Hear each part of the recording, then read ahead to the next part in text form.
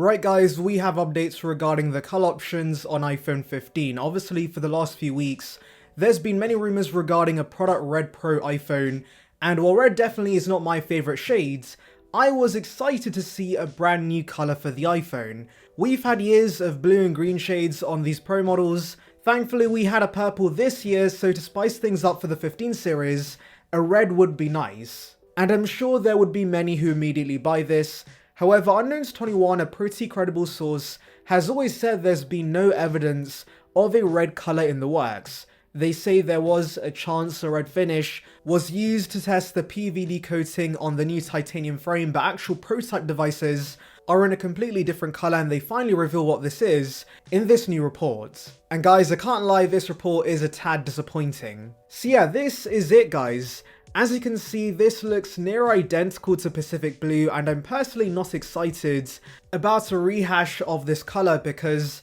it looked grey in most lighting, and frankly Sierra Blue was a far superior shade. And what's even sadder is that this should be darker and greyer than Pacific Blue, and frankly guys, it's a boring shade. And by the way, would like to remind you guys, like this video and subscribe for more content like this, it would be appreciated. And yeah, as credible as this source is, I'm hoping this is wrong because I'd rather Apple experiment with the new shades like the red that was previously rumoured.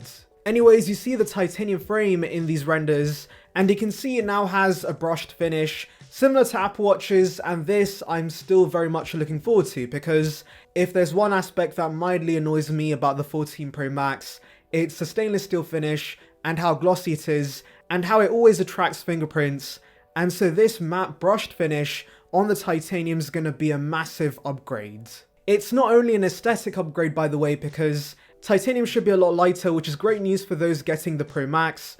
I feel right now the 14 Pro Max is a tad too heavy, so yes, this should drastically reduce the weight. Also, I do want to mention the titanium frame and the PVD coating process could be the reason Apple's being pretty tame with their color choices. We had heard in the past that the red finish Apple wanted was hard to achieve on stainless steel, and so I thought it might be easier to give us a red finish with titanium, but maybe that's not the case, and it's why Apple's going with this boring blue shades that they've done before. There's also a chance that all these rumours are completely false and Apple surprises us with a completely different colour, because do remember that Apple probably works on multiple colour options internally for new iPhones, and not all of them see the light of day. Also, in general, leaks regarding colours in the past have been a hit and miss. For example, many rumours were spot on about the 14 Pro coming in purple, but the 13 Pro was rumoured to come in rose gold, which we did not get. Similarly, there were rumours regarding an orange for iPhone 13 and 14, which we again did not get. So definitely be skeptical of all these rumours. We have also heard about a pink 15 Pro from a Weibo source. So yes, they can all be wrong at the end of the day, and Apple could surprise us with a completely different shade. Now what's even more surprising is that Unknowns21 says this blue is going to be accompanied by 3 other shades: silver, space black, and also a titanium grey, which is interesting because for one, this would be the first Pro iPhone without a gold finish, and also I don't see why we need both a black and grey option in the range. They do mention titanium grey should be more of a silver grey, but even then guys, I would much rather Apple offer different shades of colours instead of basically giving us 3 shades of grey, since, as I said earlier, this wannabe Pacific Blue is going to look grey most of the time anyways. So yes, kinda bummed out about this, but it's possible the limited range of colours might be because of limitations with the titanium frame, and maybe Apple can't get the finish they want with other colours, so that's why they might be giving us more neutral finishes. And actually do remember that when Apple made the switch from aluminium to stainless steel with the iPhone 10, that only came in 2 colours, which was a massive departure from the iPhone 7 that had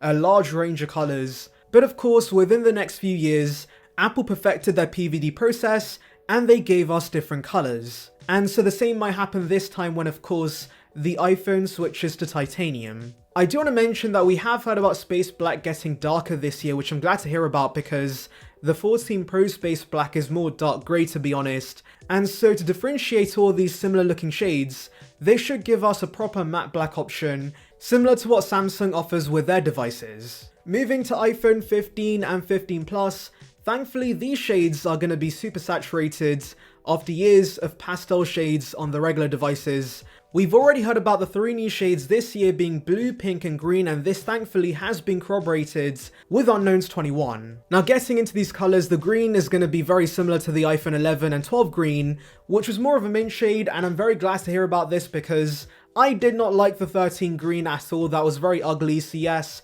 having a lighter shade once again is going to be pretty nice. And yes, I know this goes against my earlier statement regarding colours being super saturated, but the green is the only exception. The blue and pink, for example, we do have hex codes for from 9to5Mac, and these are C3B6C and ODB1E2. Now the blue specifically has me excited because my favourite iPhone colour of all time is the 10R blue, and this seems to be a very similar shade to that, and it's kinda getting me considering the 15 Plus, even though I do already have a 14 Pro Max, but honestly that colour looks so good. The pink also is very saturated, and overall this might be the best range of colours for the base models since the 10R, because yes, in my opinion, since then these colours have been getting worse year after year, and the 15 series is very much a return to form, and this is easily the best part about these new phones. So to summarise for you guys, these are the colours we should be getting. The regular models are going to get Midnight, Starlight, Product Red, Blue, Pink and Green. And yes, by the way, I am aware that for the last few years, Apple's only given us 5 colours at launch, with the last colour being a spring release. And so that could be the case this year too. If I were to guess, maybe the saturated colours like pink and blue come first, and we see the mint green in the spring. Coming to the pros based on today's report, it should be space black, titanium grey, silver and this new blue shades. We're not sure what they're going to call this, but of course Apple's going to have a fancy name for this. Now these new renders, by the way, also show us some of the features we can expect with the Pro models. For example, you can see there are slightly slimmer bezels on the front, which in my opinion does not make a massive difference, but yes, I'm sure many are excited about this. Also on the left side of the device, we have the action button that should hopefully be customizable so that of course you can open whatever Apple function you want. And you can also see the volume buttons are staying the same and the haptic volume buttons are no longer a thing. The camera module also seems to be larger, but that's to be expected since for the last few years, with every generation of iPhone, the camera bump on the back has been increasing in size. Anyways, let me know your thoughts in the comments, make sure to like and subscribe for more content like this, and thank you for watching.